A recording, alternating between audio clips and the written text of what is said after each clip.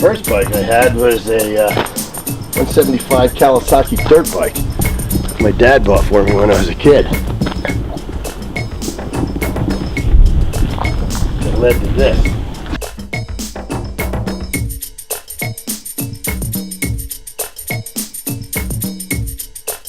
So this is the newest bike, huh? Yeah, this is my newest one. And it's a 99, it's not brand new.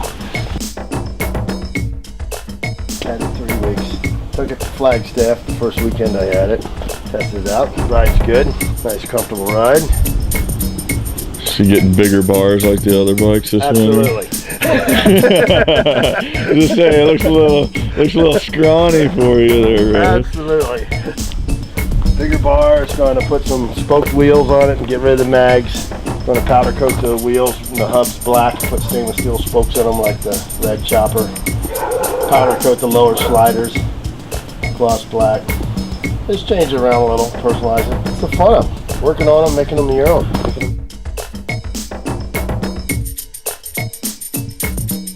This jobber is, I call it the Johnny Cash Special. And it's basically a basket case bike. And a buddy of mine had it. And him and I were going to start building bikes and stuff and working together when he got out of MMI. And he passed away before it was ever done, so I built the bike in his memory and kind of the way he wanted it. So I keep that bike right around. It is the fabrication for the tank, the seat pan. We bought the oil bag, got rid of the old side mount battery box and everything. And I did all the welding, fabricating to put the oil bag in. The fender's off a old pan head. The frame's like a 1970. Tranny's a 74. The motor's a 77. Of course, nothing in it's stock. Stock wouldn't work. No, it's no fun, is it? Stock's no fun.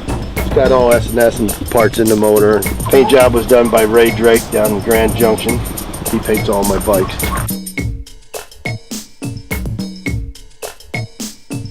It's an old panhead fender, and they used to have a center mount stand that they could lift the rear end of the bike off the ground so they could adjust the chain or change the tire. So the hinge is so you can flip the fender up and be able to remove the rear tire. Of course, that's kind of hard to do since I put fender struts on it that don't allow that. I also tack welded the fender together so it doesn't vibrate and crack the paint. It's mainly on there just for looks to, give it that old school look. You keep changing it back and forth a little bit here and there to get it dialed into what you want.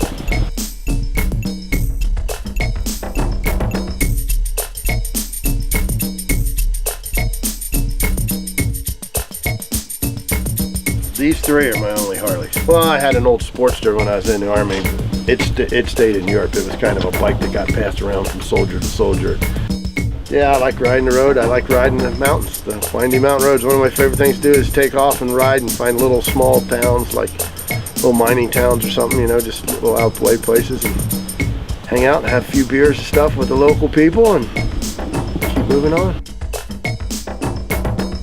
The black bike is an 89 Springer that I bought from a dealer in Phoenix. Yeah.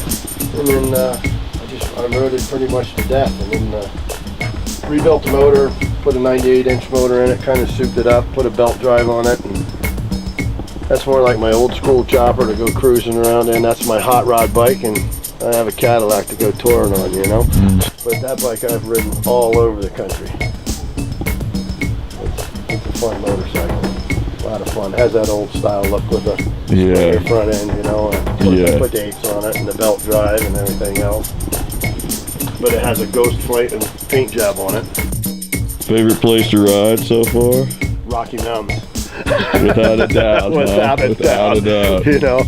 I've lived in the big cities and I fought the traffic all through like San Diego, LA, Phoenix, Tucson, and favorite place is right here in the mountains. It's a beautiful place to ride. It's great. I love it. Windy roads. Yeah. A lot of curves. It's just a blast riding in the mountains.